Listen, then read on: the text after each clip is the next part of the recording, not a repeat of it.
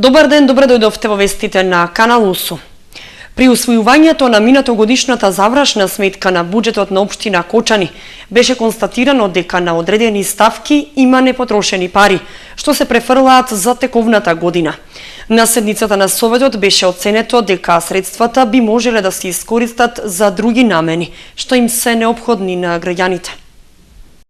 Непотрошени пари од одредени ставки во буџетот на општина Кочани, што биле планирани за минатата година, се преостанати на сметките. Тоа го покажува годишниот извештај за финансиското работење што се разгледуваше на последната седница на Советот. Со оглед што средствата биле планирани и обезбедени, а не се искористени за намената, се префрлаат за трошење во оваа година.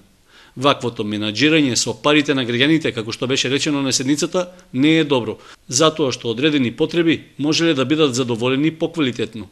Конкретно ќе се задржам на делот за изградба и реконструкција на патишта. Лично јас како советник барав реконструкција на пат, меѓутоа ми рековте дека нема средства. Овде гледам дека има остаток. Исто така ќе се навратам на делот кога барав да се зголемат мострите за испитување на квалитетот на водата за пиење. Беше одбиен предлогот, меѓутоа и во оваа ставка гледам дека има остаток. Зошто да нема мостри повеќе, за да може да се испитува квалитетот на водата? Според годишниот финансиски извештај, на ставката за поправки и одржување на патишта, на крајот од минатата година непотрошени останале околу 3 милиони денари.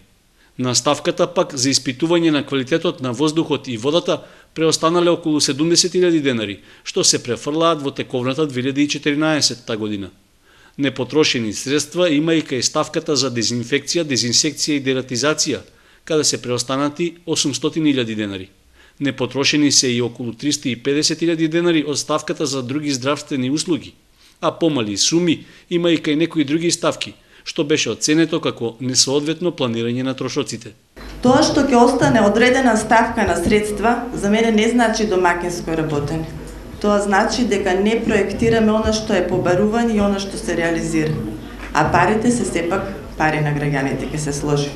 На седницата на Советот беше споменато дека одреден дисбаланс има и кај менаџирањето што го прави општината при искористувањето на минералните ресурси за кои таа е надлежна.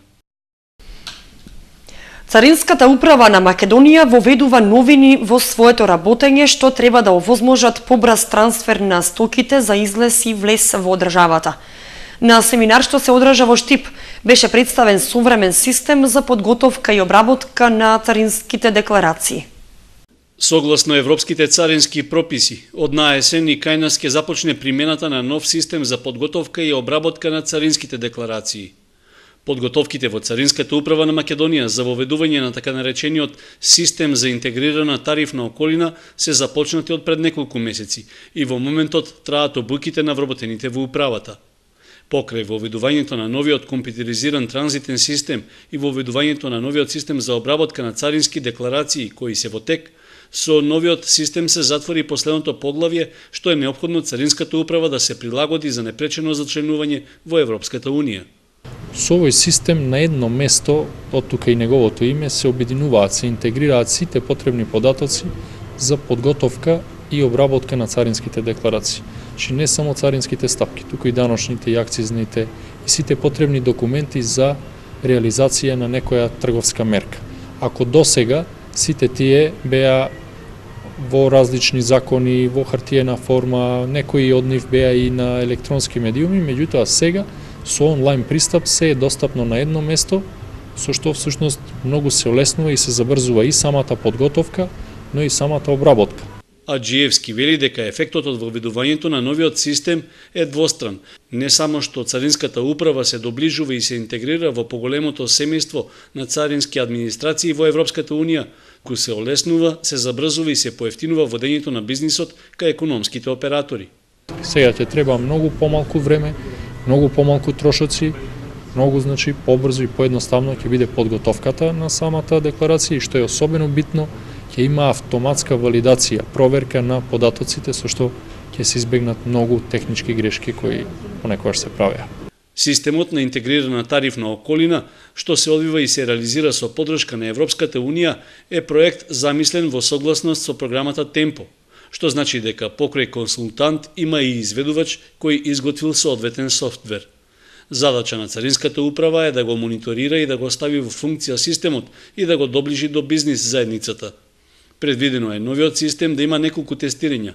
Досега се одржале 2, а ќе следуваат уште толку, со што дефинитивно ќе биде ставен во функција во октомври.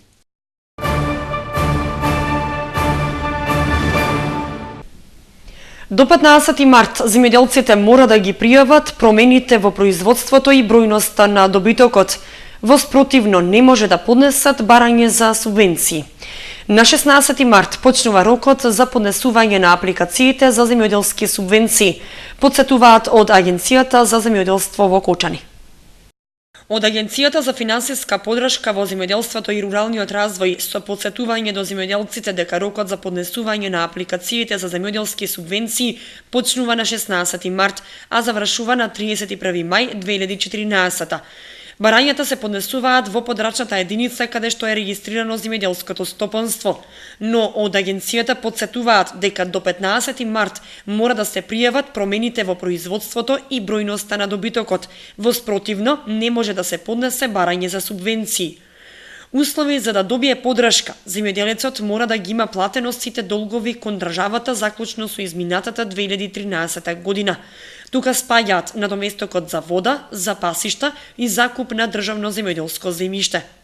Промените во земјоделските површини се пријавуваат и евидентираат во фарм регистерот во подрачните единици на Министерството за земјоделство, додека документ за бројната состојба на стоката фармерите може да обезбедат во ветеринарните станици. Во општина Чешиново Облешево започна расчистувањето на речните корита и каналите за наводнување во атарите на неколку села. Носител на активноста е локалната самоуправа, а таа се реализира со подршка од Министерството за животна средина. 8.000 литри дизел гориво од стоковните резерви на Република Македонија доби локалната самоуправа на Чешиново Облешево. Нафтата ќе биде искористена за механизацијата, што е ангажирана за расчистување на каналите и реките во општината. Стартот на работите беше означен во атарот на селата Жиганци и Уларци, каде според одговорните имало најголеми количини наноси и отпадоци, што го попречувале нормалниот тек на водата. Со тоа, општината се вклучува во реализацијата на годишниот акционен план за чистење на речните корита, што се одвива на територијата на целата држава. Според планираната динамика на работите, се очекува во наредниот период да бидат исчистени десетина километри водни текови. Една од целите на акцијата е да се спречи излевањето на реките и каналите при повисок водостој и поплавување на околните населби и земјоделското земјиште. Минатогодишното искуство, кога 80 куќи во Уларци и Жиганци беа поплавени од водата на Злетовска река, била една од причините што расчистувањето започнало токму во атарите на овие села. Се планира акцијата да се реализира до почетокот на наводнителната сезона, при што ќе биде опфатено и дел од речното подрачје на Брегалница и другите помали водни текови. Пред спортската сала во Виница откриена биста на прерано починатиот капетан Кирчо Димитриов. Општината достоинствено ја одбележа годишнината од неговата смрт кај местото викано Рамно, близу Танушевци во воениот конфликт во 2001 година. Пред спортската сала во Виница е откриена биста на прерано починатиот капетан Кирчо Димитриов. Димитриов беше капетан во армијата на Република Македонија, кој пред 13 години на 4 март 2001 на 33 годишна возраст загина при воен судир со припадниците на УЧК во Македонија. Со откривањето на спомен бистата и именувањето на спортската сала според неговото име, граѓаните на Виница се одолжуваат кон борецот кој го положи својот живот за слободата на Македонија, истакна Гоце Георгиев, председател на општинската организација на резервни офицери на Македонија Виница. Цвеќе беше положено и пред спомен бистата на Кирчо Димитриов пред зградата на општината. Димитриов е роден 1968 година во Кочани, завршил воена академија во Сараево. Од септември 2000 до неговото подмолно убиство во март 2001 година кај местото викано Рамно близу Танушевци, бил на должност заменик командир на третата моторизирана чета. Смртта го затекна со чин капетан на работното место, несебично и безпрекорно извршувајќи ги задолженијата и обврските од неговите предпоставени. Димитриов загина во период кога Македонија ги преживеа најтешките моменти во својата понова историја, во време кога на земјава и беа потребни ентузијасти, градители и бранители. Со неговата смрт, Македонија не изгуби само војник, туку голем човек, но доби вечен граѓанин за пример, беше речено на одбележувањето на годишнината од неговата смрт. Одлуката за именување на салата беше донесена на 6-та седница на Советот на општина Виница. На свеченоста по повод именувањето на спортската сала присуствуваа бројни гости од локалниот општествено-политички живот, а настапија и учениците од Средното општинско училиште Ванчо Прки. Живот во куќарка пред распаѓање со 850 динари месечно. 48 годишниот Трајанчо Јорданов од село Бели секојдневно живее снаоѓајќи се со храна која ја наоѓа по контејнерите и од милостина од комшиите. Бара помош за било какво вработување да може да преживее. Трајанчо Јорданов од село Бели, 44 години, живее во куќарка која секој момент може да му падне врз глава. Вели дека секој бел ден што ќе го види за него е добро, оти куќата во која живее е пред распаѓање. Таванот надвиснал, па затоа Јорданов секој ден се моли на Бог да не праќа дожд, оти кровот е прокиснат, па водата паѓа врз него. Живее со социјална помош од 850 динари. Струја нема веќе 6 години. Јаде она што го наоѓа во контејнерите и благодарен е на комшиите, кои понекогаш му даваат храна да не умре од глад. Проблематично е, пошто куќата ми пропадна веќе за толку години, немам ни обстанок и не може да обновам. Сакам помош малку. Зимам социјална помош 850 денара и немам могуćност со толку да живеам. Примеру, не се обстанува. Ако може некој со толку да живее, нека живее. Ја не можам да обстанам на толку пари. Работа немам, не сум работен, немам веќе 6 години струја. Вода имам моментално, а струја немам. 6 години и така не можам да обстанам без струја, не можам. Јорданов е работоспособен. Вели дека може да работи и за тоа повеќе пати се обратил кај градоначалникот Радко Димитровски, кој му ветил вработување, но досега помош нема. Бев и таму, обеќам и мислам дека треба да ме вработат, а немам, чекам одговор од него и така, немам уште ништо. Тоа е барање прво, ако може некако да ме вработат. Тоа е тоа. И така да обстанам некако со личен доход. Јорданов ги моли сите хумани граѓани доколку се во можност да му помогнат да ја обнови дотрајната куќа, како и да му помогнат околу вработување за да може да преживее. Рокот за доставување на елаборати за легализација на дивоградбите е пролонгиран за до крајот на 2015 година. Измените се прават имајќи предвид дека добар број граѓани кои имаат поднесено барање за легализација дивоградби не можеле да поднесат геодетски елаборати согласно законот до јуни оваа година. Досега се поднесени околу 1/4 геодетски елаборати. Според ресорното министерство, владата реши на граѓаните да им излезе во пресред, со цел нивниот имот и објектите кои се дивоградби да можат да ги легализираат.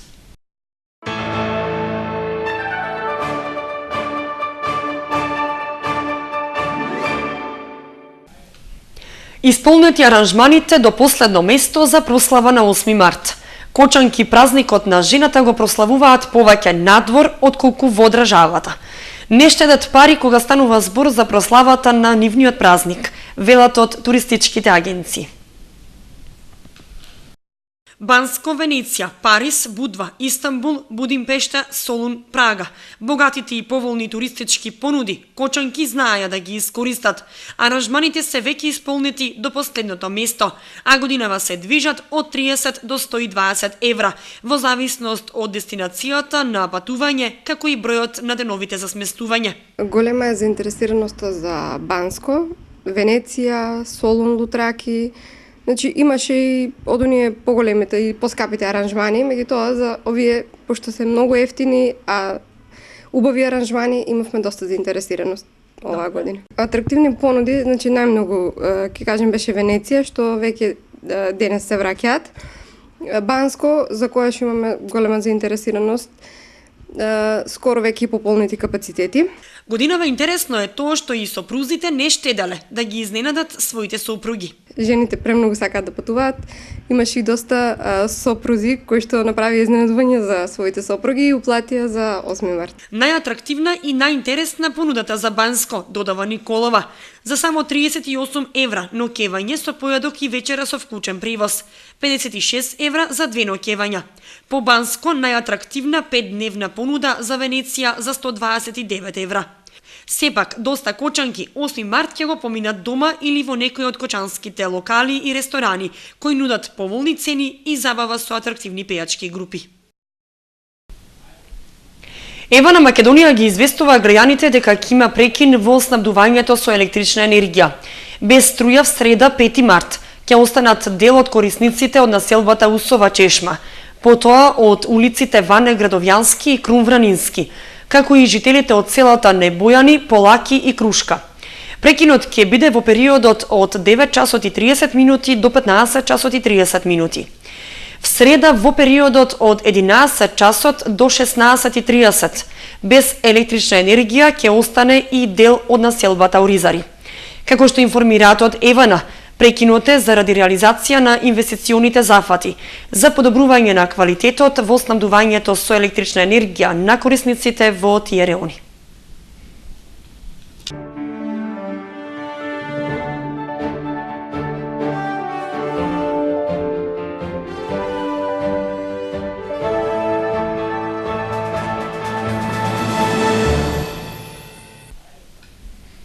Следува информацијата од спортот.